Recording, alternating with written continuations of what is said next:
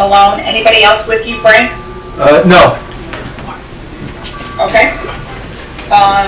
If you can, we'll need you to talk a little louder. It's kind of hard to hear you, Frank. How's that? Is that any better? A little bit. Okay. Not a whole lot, but I just want you to know that. Thank you. Stephen, I saw Tom, I saw Christine. I was 4 of them, and I saw Bob Wood.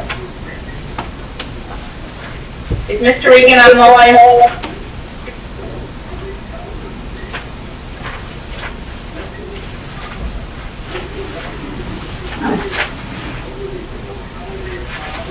I'm just waiting for Julian to return. Right here. Okay. Julian, we have a quorum. If everybody is ready, I think that we have the superintendent on the line. We do have a quorum. If you would like to, can you hear me okay, or do you need me to put my headset on? You're talking to Jim, it's Neil. Yeah, I can hear you fine. You're fine. Okay, thank you. Good, very good. Then I won't. Thank you, Neil. And I have my mask on because I've got others in the office, so I can slide it down probably if there's an issue. No, I can hear you. You're doing well.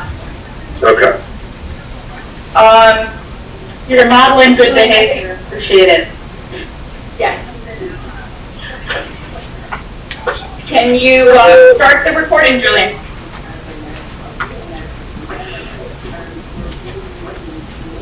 The only one I'm not aware of that they're on is Pat Egan. This meeting is being recorded and or transcribed. Together, let's protect our Constitution. Somebody has to put their on mute. Sensitive to that idea of government authority. What do you think on that? Well, the libertarians from there to get We're going to have to mute everybody. Here's the big TV. I need everything you want to see, please.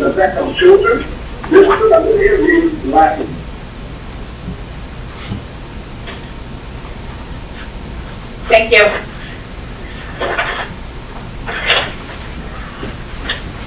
Okay, I'd like to call the meeting to order, and it is 10:04, and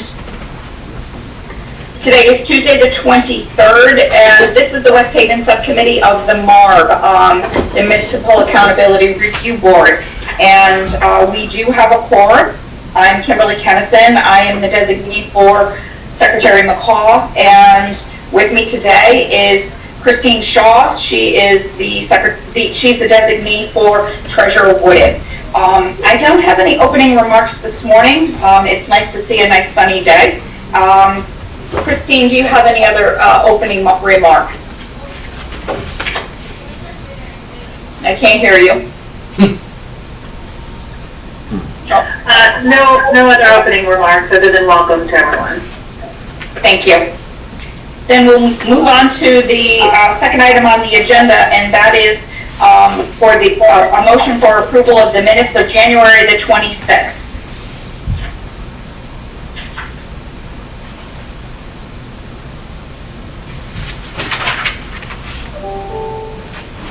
I can't hear anybody. The members. Thank you. Tom Hamilton will second that. Thank you. Any discussion?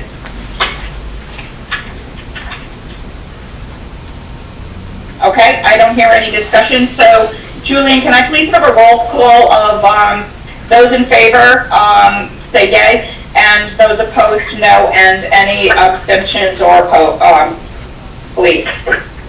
Mr. Lake? Yay. Mr. Hamilton? Yay.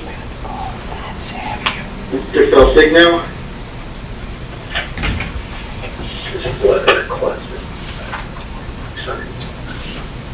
You're still muted.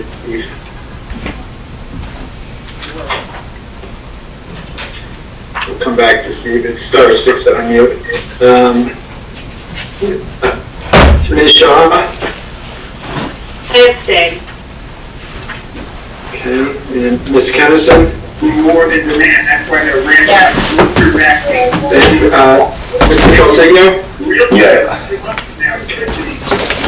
And, Julian, can you see who's causing that motion?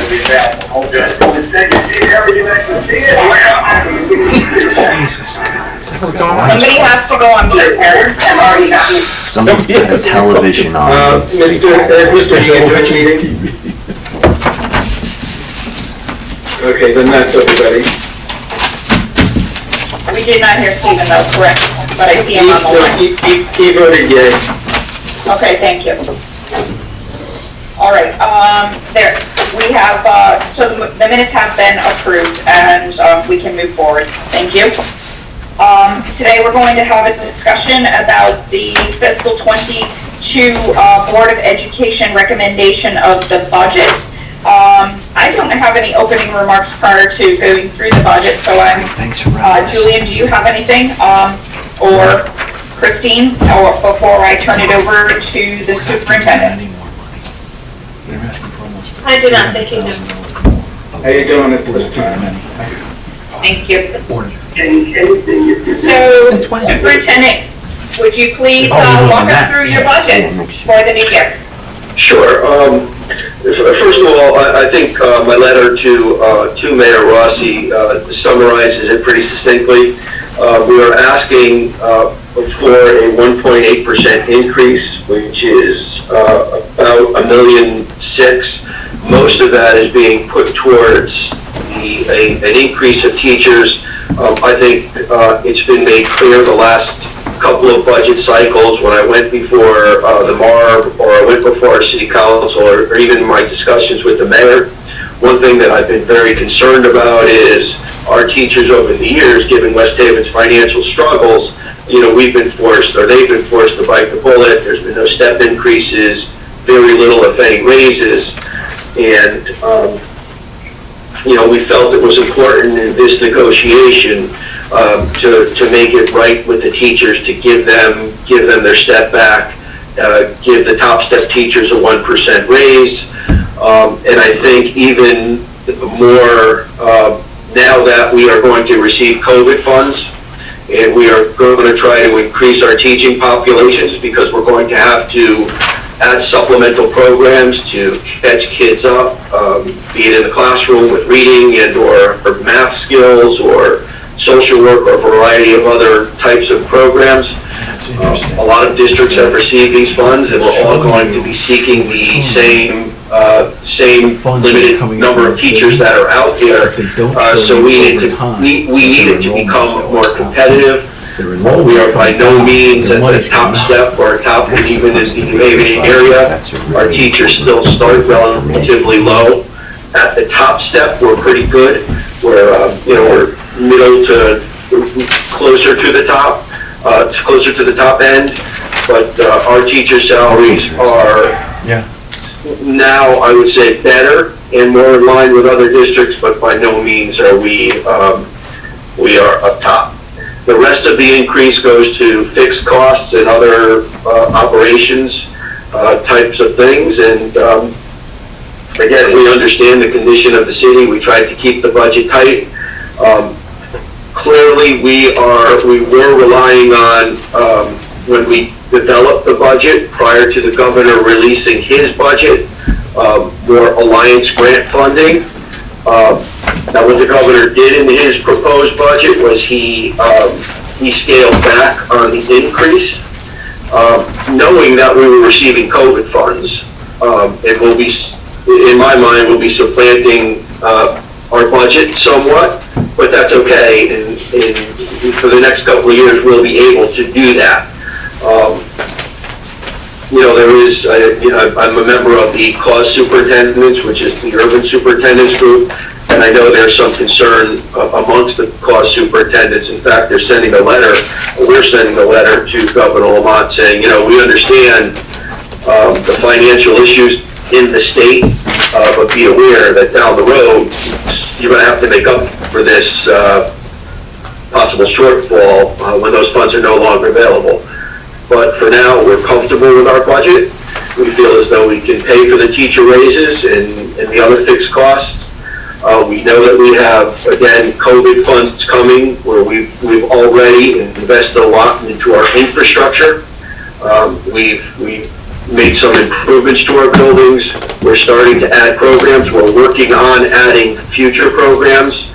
And we think we're in good shape, and we think we've been conservative with what we've requested.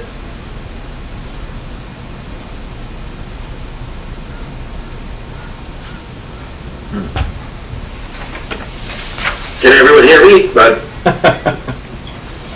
Yes. Okay.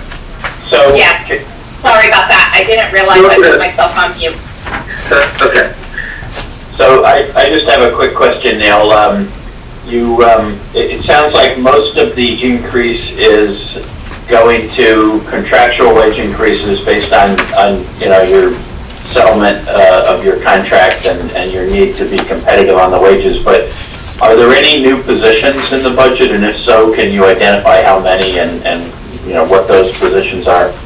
Tom, we have no new positions in the budget we've submitted to the mayor. However, we do anticipate with COVID funds coming, we are going to add positions with that, be it social work, additional reading and math support, maybe another administrative support position to oversee the grant, which is quite substantial. So I anticipate that, and we are in the process of developing that when we apply for to receive that money. And what is your ESSER 2 fund? About $9 million. About $9 million. Okay, good. That's great.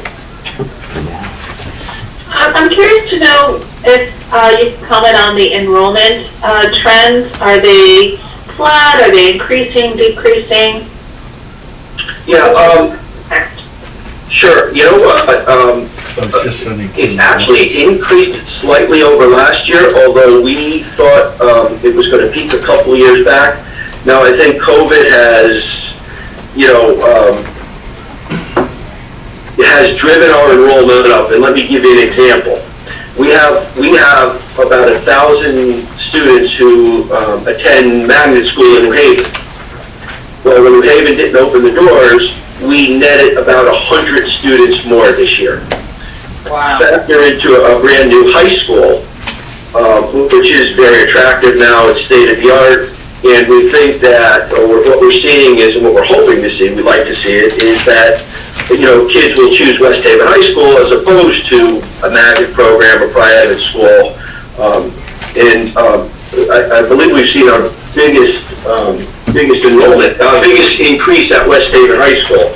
In fact, we built the school for 1,588 students, and currently right now we have 1,669 students. So there has been an increase there. But it's been, other than that, it's pretty steady.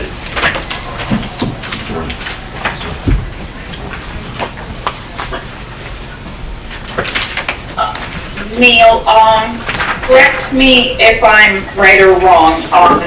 The budget from last year included, you had the Alliance grant, and the 1.6 that you received last year, you did include that in, and some of those contractual increases have already occurred. It's not that they are going to occur in 2022. They have already occurred. Do I have that right? No, they will, we negotiated the teacher's contract, to give us some I think we finished information up on in the tax lien August or sale. September. And you Okay. had By told the me way, that the governor I believe the city council prevented finally us from approved the going final ahead draft with of it it last night as because well to of get his out there, so you concern guys will see that. about the tax And that will lien. go into effect in Oh, you September. did. Yeah, we're all set. We're Oh, on okay. track to do it. So it's not the tax lien sale. It's Tax liens are just, going forward. But we had We've never done anticipated, tax sale. Kim, where you're correct, is we had Yeah, I know. anticipated a similar increase in the Alliance grant when we negotiated this and when we did our final budget. That is still Okay. verboten, okay. but I'm okay. Oh, I can okay. now do vacant, and I can do, Any other Certain questions? commercial. Oh, Bob, As I long as it see your doesn't lips contribute moving. Are to you trying to closing talk? the business. You're on mute. If there's nobody that bids, Can't you hear have to you, take Bob. ownership. Okay. Don't. Put a reserve Hang on on, the moving my list. Okay. When is They're very good. the You can reward them. Very negotiations with the various unions? They're effective in getting rid of. I'm sorry, you cut out for a second. Could you ask the question again? Sure, when are the negotiations with the various But you have to have a unions? separate So the sale. main I mean, people Well, the biggest one is the teachers one, which was completed in August So for we're next trying year. this. To negotiate those so year what out. you do is you I have don't an think we option, have it. Oh, we have the trying to recover paraprofessionals, as much which, of the taxes as you know, the possible. salaries If are there's about no a third of bidders, what a top step teacher makes, you don't- so I don't you see a don't big really have impact. it. I see We what you- do, okay. put some money aside for the negotiations. You know, the other thing I Right to should cure. mention, Further out. because you bring up Okay. negotiations, is But they still allow you to again, we go are ahead. planning on, or we are in the process, and I'll report to you today, the How many of application those do has you been do? filled out to move How to many the do you state do? partners, even though short-term it may be a little bit of pain, as you and I I spoke. saw them. Projection, Sure. 25% increase. Great news, great news. That'll you and your budget. Lockton sent the projections for next year's. Oh, for the health insurance. 25% increase. I knew it was gonna go up not that much, but you know why? Because Well, they're claiming that they're moving to the partnership plan. I noticed I compared last year's Yeah, package to it this shows all year's of it. It package shows all as part a of the model. follow-up. I didn't see that you had a 10-year trend that was I'll show you included in your package some in the data past that I for the enrollment numbers. I'm sure that you probably have maintained that. Could we have you send us that so that I can have that information? Could Matt please forward that on to me so that we can just have the one more year added to it? Sure, you know what I do, Kim, every year, because we're members of NESDEC, which is the New England Consortium for Schools, they actually provide us with one, and that's what we base our enrollment on, so I'll have my assistant send you the latest budget. enrollment projection we received Everything's a this share year. shop. Even the Perfect, numbers, thank you. they're very careful not to show. This is sort of a question for the superintendent and for the MARB. I noticed a continued increase in special ed, and I know we've wrestled with this issue with Hartford. Is there any kind of support that the superintendent thinks we could give on trying to, Thanks. control those costs while at the same time providing the services that the kids are entitled to? Well, especially the last year, and I don't know if I'm answering your question directly, but I'll do the best I can. One of the things that we are somewhat concerned with are the schools where we send our kids to, especially those that have been closed and have operating remotely, whether or not we're receiving the same type or same level of service.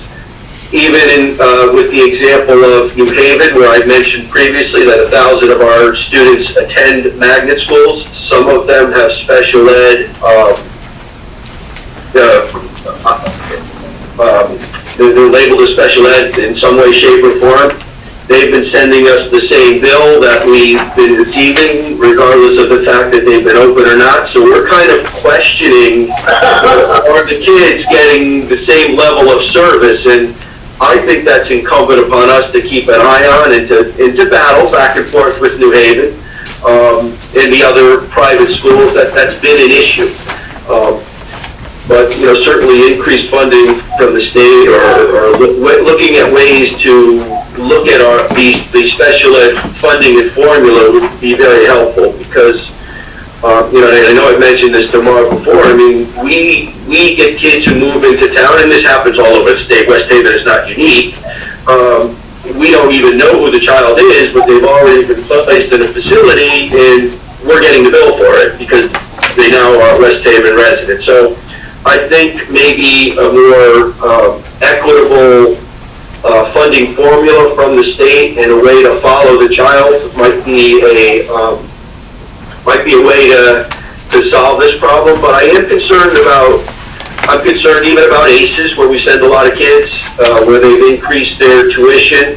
I'm concerned about New Haven because, again, we have to make sure the kids are getting what they are entitled to in their IEPs. And frankly, I'm not just going to pay the bills until I see the kid getting the services. What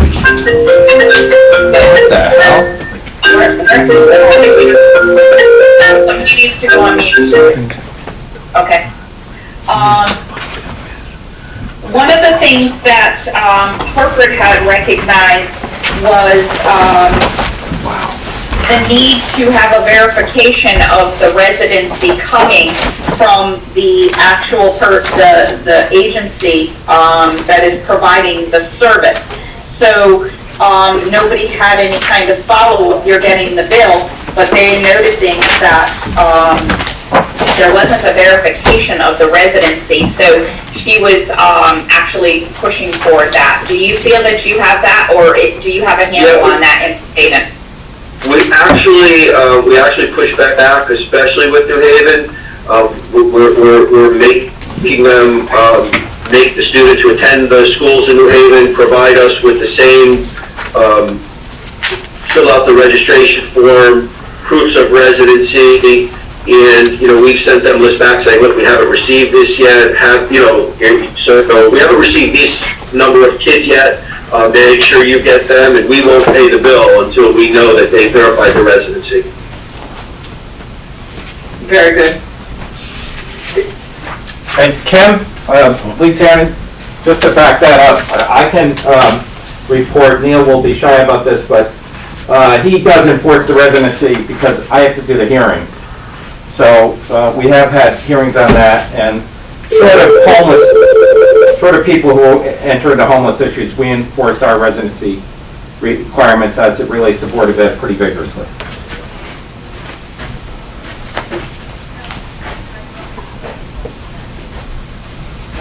You stunned them. I guess. Did we hang up? I think it's, We did hang up. I think it hung up. Oh, they didn't need to hear from me anyway. We lost the connection. I don't know how that happened.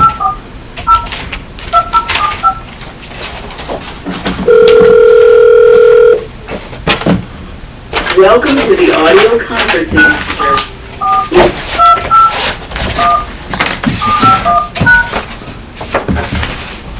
If you're the meeting organizer, press star now.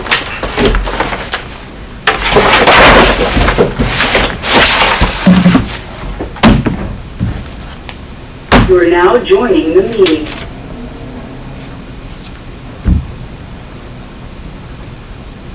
Please wait for the leader to admit you to the meeting. Thank you for your patience.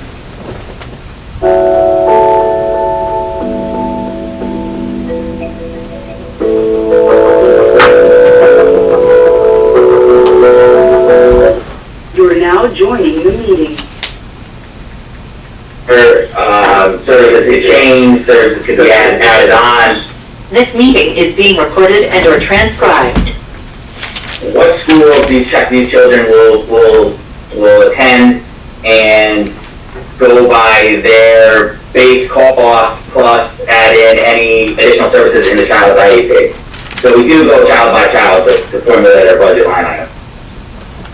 Okay. And then with excess costs, we budget the net of the total amount of spend. I am happy to report this year we're going to see about $175,000 increase in our excess cost funding. So that is a very good thing for us. So does that cover but that doesn't cover the increase. You're going, the net is still an additional 106, right? Correct. So just to be clear, Matt, so the excess cost in your case comes to the Board of Ed, because I know it varies a bit from community to community, and same with Medicaid. I assume the Medicaid also comes to the Board of Ed and covers. Yes. Okay. Tom, we actually fought that battle. We actually fought that battle with the city, over time. And unfortunately, Mayor Rossi has, from the time she's been on the council, has understood that money belongs to us. And when she came in, we have been receiving the additional funds. It's not just a budgeted amount, thankfully. And Allison, we work with a company called CompuClaim to assist us in our Medicare dollars to make sure we're getting as much as possible. Yeah. Okay.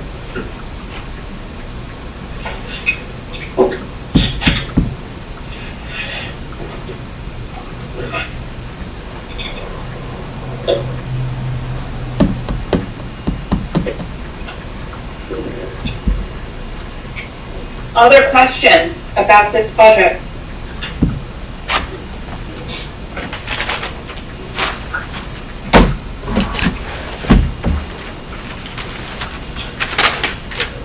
I have a question about the ESSER funding, Kim.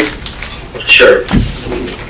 You mentioned about $9 million, and that's over 2 years, correct? Correct. What is it, 22, September 22 or 23? 23.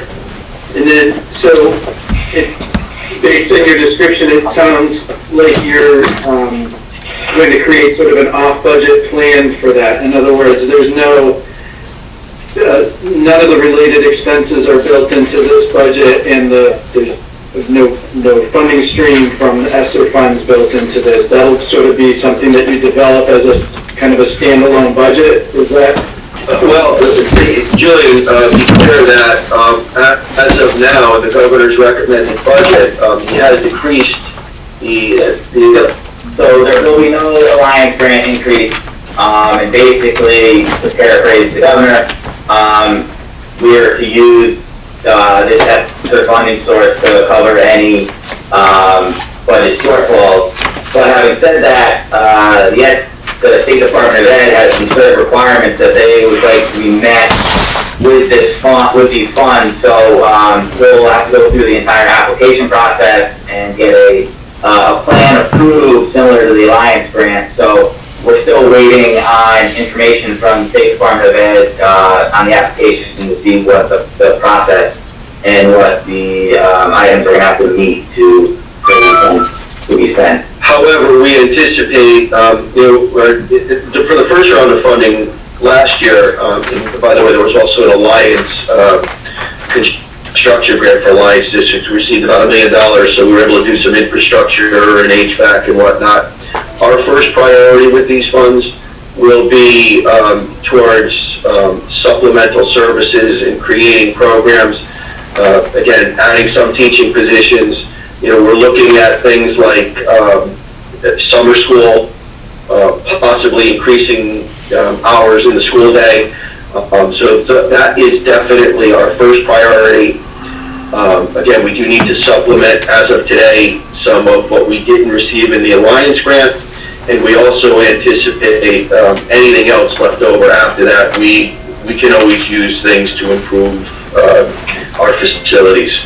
But our first priority with this round of funding is programming to catch kids up who've been hit and miss for a year or so.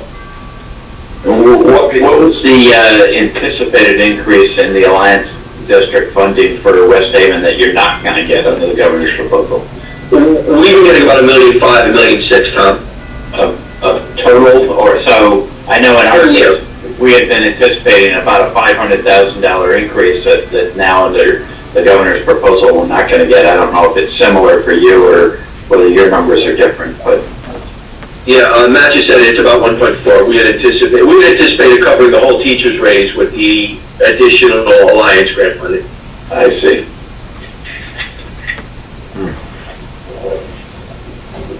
So effectively, that'll eat into your $9 million ESSER grant, really, first, because you had anticipated you were going to get that funding. I think we're all in the same boat with that one, Tom. Again, I saw the Norwalk, we all signed a letter, the Norwalk superintendent's on there as well, saying, hey, look, you got to rethink this a little bit, Right. But I also understand that, we still, in the end, are still getting more money than we would have gotten, if we weren't getting those funds. Right. Right.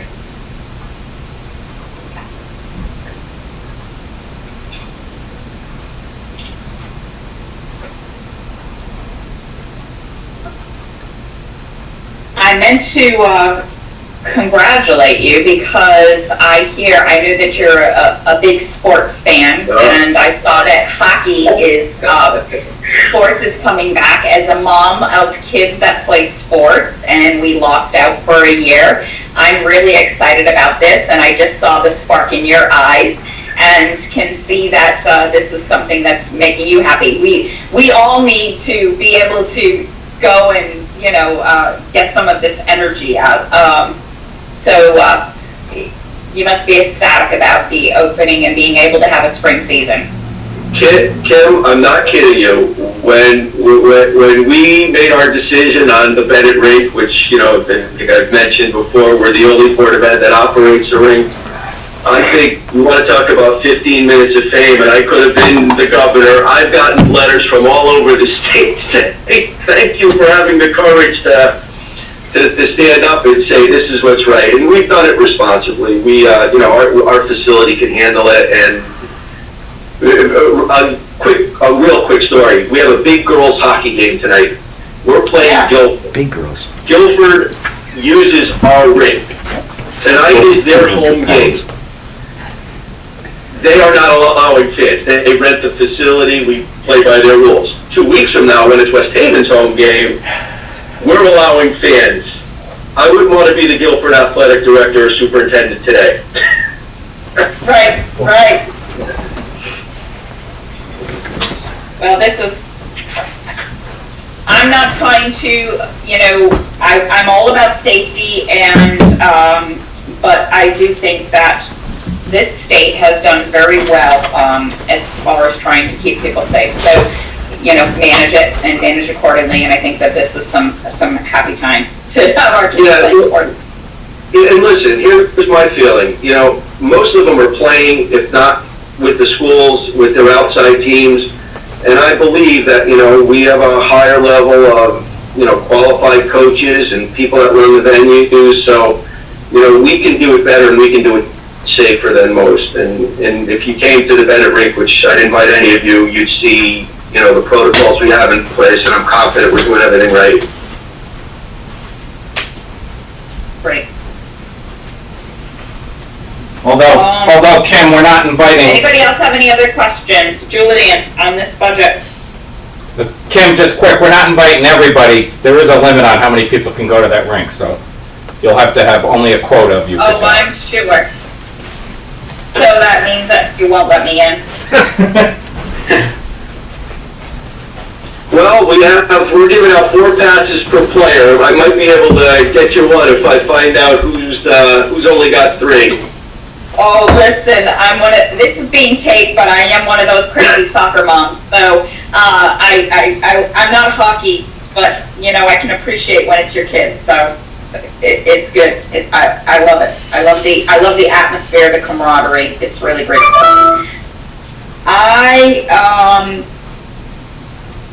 I don't have any, I guess I have one other question, and I did not have an opportunity to look at this yet. And that is, Frank, is this budget in line with your 5-year plan, or is it outside of the 5-year plan? I'm gonna have to go back and check. I think it's a little higher than we had in the 5-year plan. Okay, if you can at least just be prepared for that, maybe for the MARB, and as a follow-up, because I didn't think it was within the plan, unless Julian happens to know, yeah. Do they know council? Oh, I'm sorry, I didn't mean to interrupt you. We think it is within the 5-year plan. Remember, when we developed the budget, we did include the increase when we sent it to the mayor. However, you know, because we hadn't received an alliance number from the governor, and even though it's not the increase we expected, we have the ESSER fund. So I think in that aspect, it does fall within the 5-year plan. We're not expecting more money from the city to fund it. Thank you. Okay, perfect.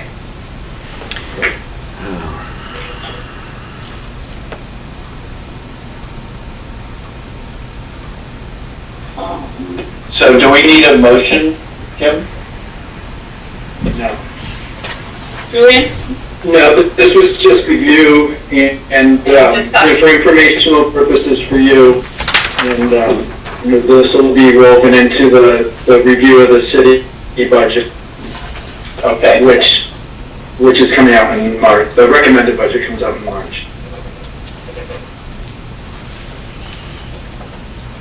All right. Thank you, Neil, Matt, and for your time and your good work with this, and of course, stay safe with this COVID stuff. You too, Kim, and again, we'll look forward to seeing you at the Bennett Rink someday. Hey, you know what? You might be surprised. I'll make sure that I see you. Take care. You too. We can move on to the next item on the agenda, which is the corrective action plan. Frank? Yeah, so I don't have anything new to report, and that's my fault. I've been trying to get the budget pulled together, so I have not integrated anything new. We have, we do have things identified in the last audit, the biggest of which was an AP issue that was related to the high school. There are controls in place that will prevent that from happening again, and just to remind the subcommittee, the issue was that a bill for Gil Bain, who is actually doing the construction work on the new high school property, was charged to fiscal 21 rather than fiscal 20. It is a capital fund expenditure. It has no impact on the general fund, but strictly from an accounting perspective, that needs to be addressed. So that has been addressed. A process is in place, and that will be taken care of going forward.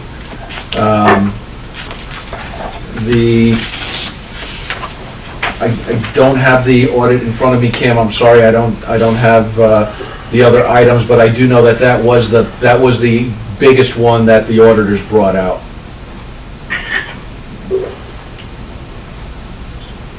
Okay.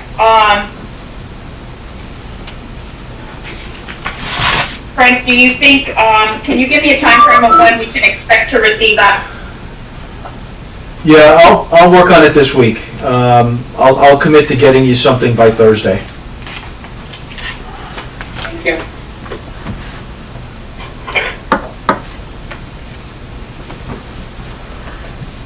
Okay, let's move on to any questions on that agenda item from the board members.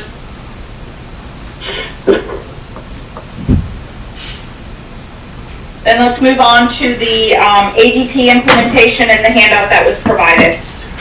So ADP continues to go well. We are expecting to begin punching on the ADP system clocks this coming Monday, with the first check cycle to be the week after that. So all of the testing has been going well. I think there are still a couple of items, if I remember correctly, with ledger feeds on the Board of Ed side, but I believe they were getting close to getting that completed and fixed. All of the other testing has been completed. The numbers have been verified. The processes are in place. There are a couple of departments that will be supplying information not on clocks, but rather through an interface. I believe we'll be using an Excel template for them. Those are specifically police and fire, until we can get them up on the clocks. But the project is moving along, and we do expect to go live, as I said, this coming Monday with the first punches. So what is the reason for not having the police and fire and to move to this template upload? Because to me, that's similar to paper. And this is a large investment, so is it contractual? Hi, Cam, Lee Taryn. It's in part contractual, but it's in part because they aren't punching. So it's... Excuse me? They don't, neither group punches, so it's in part contractual, but it's also in part that we're starting from scratch with them, as opposed to the other employees who are already punching on a different non-ADP system. This is starting from scratch. The fire is a little easier to implement. The police, they have a chain of command. They generally structure payroll through a roll call sergeant, and they have a telestat system. So I've talked with ADP. They don't seem to have a problem with interfacing with the telestat system. The telestat system is in effect a clock system on the police side. So as long as that interface occurs, we will have in effect a clock system, or we will just implement the actual clock system. We don't rule out implementing the actual clock system even with the telestat merge because it just could be more efficient in the future. But they use a current telestat system, and so, you know, you need to get a paycheck out to everybody once a week. So it is the kind of thing where we're probably going to have to implement that over time. Fire should be easier to implement that. It's a smaller group. They don't have a telestat system. The only thing on fire we're working out is obviously the emergency call issue and how that would work in terms of who the timekeeper becomes and so on and so forth. But we're in the process of working that out and implementing it in both places. Okay. Frank, is it possible that based on these classifications of workers, that you could provide a head count? So if you're going, let's say you have 1,000 employees, of those 1,000 employees, you know, 300 are administrative, you know, 200 are teachers, and, you know, how many are police and how many are fire, so that I can understand how many are going to go live now and how many are going to phase in later on. Sure, we could provide that information. Yeah, we have that. And I think we did this earlier, but I would like to get it up to date so that I know what the phases of the implementation, because it's very costly to move to a system like this, and I don't want to fall short by not implementing, and because that's the whole reason for streamlining folks, and sometimes it's an adjustment to do that, but I've worked with unions before, and I know that there is ways to definitely get folks, if they want their paycheck, the best compliance is for them to take ownership of their own time. Yes, I absolutely agree. So we have communicated out to the various department heads that there will be mandatory approval levels within the departments for the payroll system. There is training that is going on as we speak. My own training is happening on Thursday within the ADP system to educate me on the approval process for my own people. So we are moving to a structure that is tighter than has been in the past, I'll say. Okay. And Ken, just Any questions? Yes, please. Well, just quick. It's not that we have resistance. It is. I've been in contact with both the fire chief and the police chief. It's just a question of administrative implementation. So I don't think it's going to be a piece of resistance. Perfect. Good, then I can, at least I can see the head count and understand the population that is being addressed right now versus what's gonna happen and what the plan is for them to phase in. Because I think we need to have a timetable of when is this gonna happen? And when, of course, when is the town and everybody ready for it to happen too. Right, understood. Frank, on your chart, it states that you have a number of items that are in pink that says behind schedule. Have they been completed or are they still behind the schedule? So it says benefits, it's in pink, it says behind schedule. I believe they've been caught up. This was as of last week. So these look like Board of Education. So I will follow up with Matt to make sure that he's gotten this back to them. Now, I do know Matt, are you that... still on the line? Matt, are you still on the line?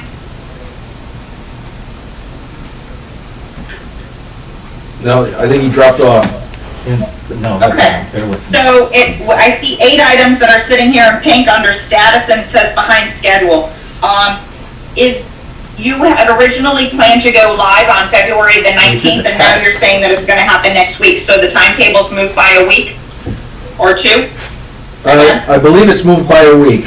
I got confirmation yesterday that punches will begin, technically, Sunday evening at midnight is the transition point. What's the date? The 28th? 28th. So it's March 1st? Yeah. So the parallel tests, I believe, have been completed. Doug has told me that they've reviewed all of that. The deferred compensation, I believe that has also been completed. The time clocks are up. There are two that they're still working to try to get the network bridge that needs to happen because it's a remote facility. The plan is the day we go live with the ADP clocks, the remaining NovaTime clocks that are being used currently will be disconnected and replaced. So there are clocks in the buildings, but of course we do need to have at least one clock on site for people to continually use until we do the switch over. Okay. They're done? Time. Yeah, nothing came up on our, on the executive review meeting last week that would indicate that there's an issue. Okay.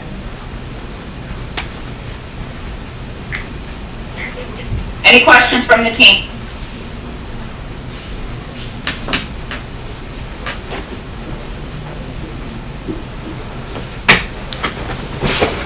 That's my last item on the agenda. However, Frank, would you like to give an update on, I know we didn't share this information, or you want to wait on the new information that you received concerning West Haven? No, I'll share that now if you don't mind. No, please, it's great news. So, just to let the subcommittee know, I received the grand list numbers from the assessor on Friday. Those numbers did come in significantly higher than what was projected in the 5-year plan. As a matter of fact, for the entire city, the real estate and personal property is 10% higher than the model. Vehicle was up by 4 for an overall total of just over 9.5%. Grand list higher than what was in the original model. Or not the original, last year's 5-year plan. And within Allingtown, because of all the development that's been going down in Allingtown, those numbers are over almost 13% higher than originally projected. So great news from the grand list. I have asked the assessor to provide a breakdown of how much of that increase is actually due to revaluation versus development. So we can put all that together in an appropriate analysis for you. Perfect. Any questions? Tom, it looked like you were coming to say something. Yeah, I was going to just ask, is it, was this a reval year? But I gather based on what Frank just said, it was a reval year. Yes, sir. And maybe just as follow-up then, do you know, if you don't know, maybe you can pull this together for additional information, where the growth was occurring in terms of type of property, how much was the increase was driven by residential versus commercial properties, and so what is sort of the impact on your residential taxpayers particularly? Obviously if your grand list has gone up by 10%, that's great news. It would suggest that going forward when you're able to set the mill rate, you'll be able to reduce the mill rate in light of the increase, but the impact could vary from property type to property type. And if you saw, commercial property go up more than residential property, that would be particularly favorable, at least from the standpoint of your residential property taxpayers.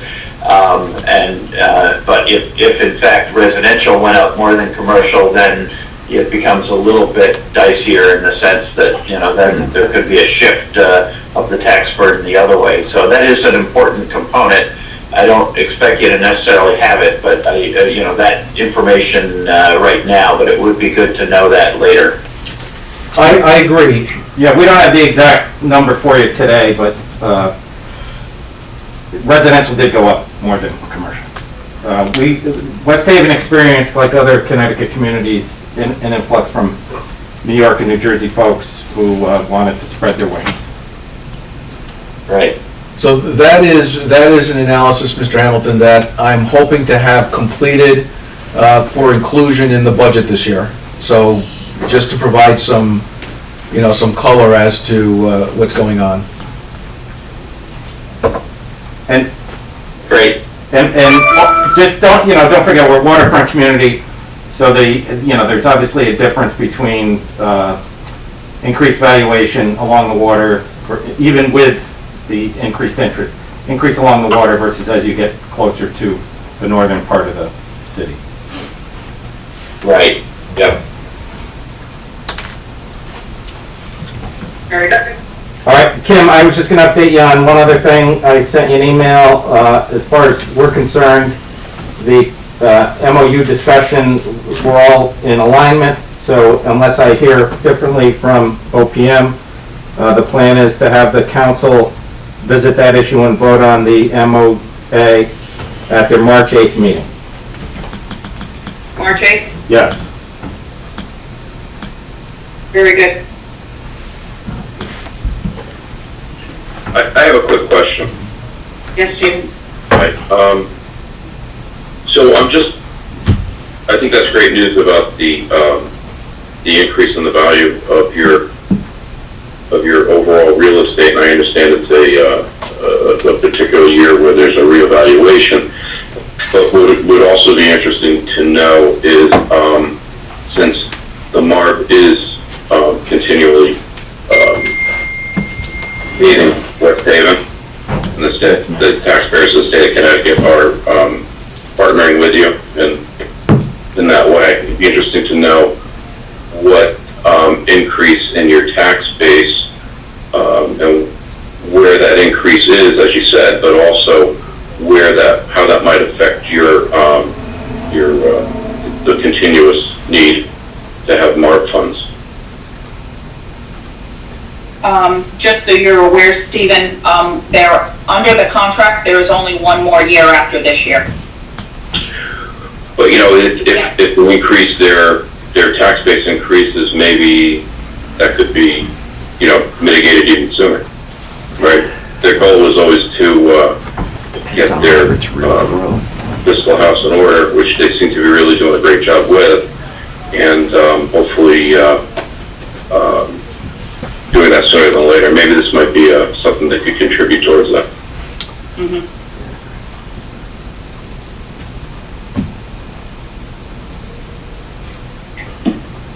Any other commentary? Kim, I have one other update, if I might. Yes, Frank. As part of the audit, you know that there was a notation regarding a pensioner in Allentown. So Yes. I have started doing the research on that. We have requested 1099s going back several years from the company that is issuing those pension checks.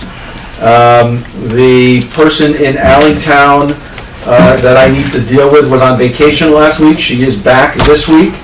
I have asked the chief to address this situation. Now, what we have found is that in 2013, when after the city took over the Allentown Fire Department, for 1 year, the city did actually make those pension payments before outsourcing to this company.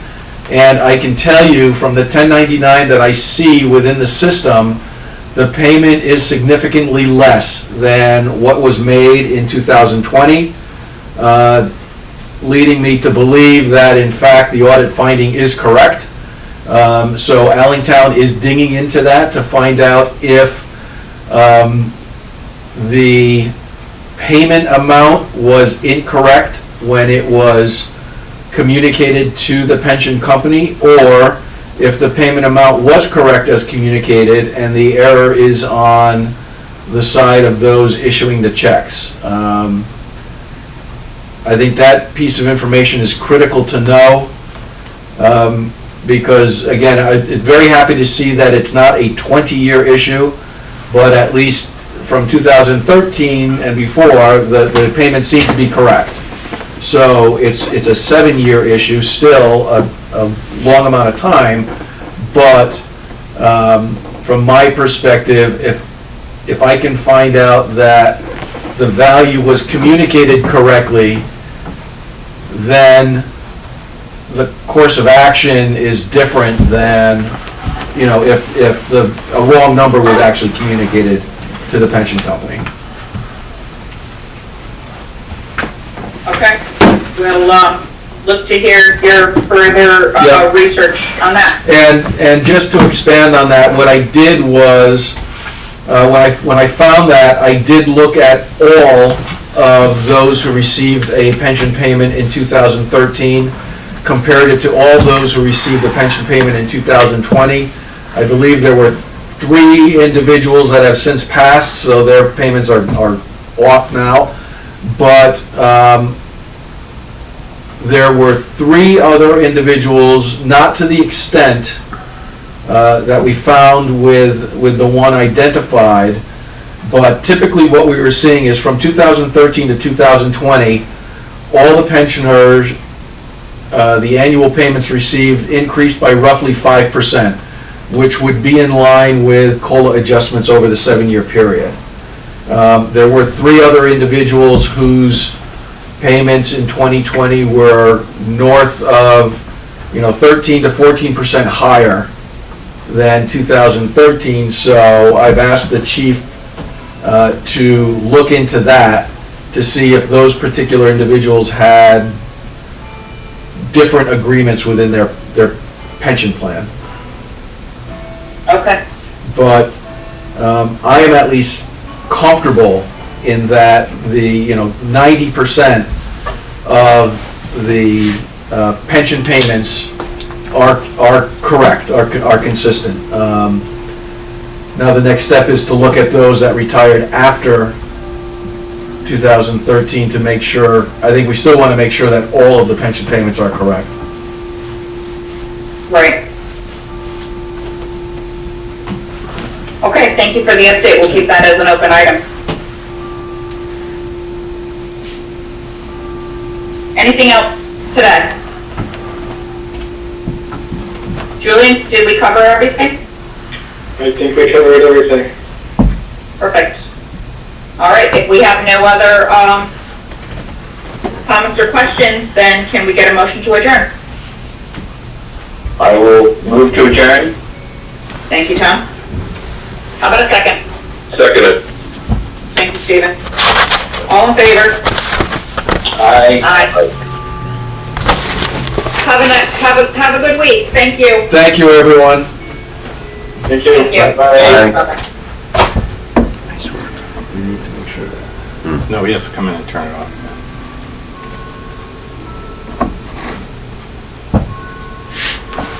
You gonna be here a second? Yes. Good. I gotta go to the men's room. I'll be right back. Is that clock right? Yeah. 11 o'clock. Yeah. It's a quick meeting.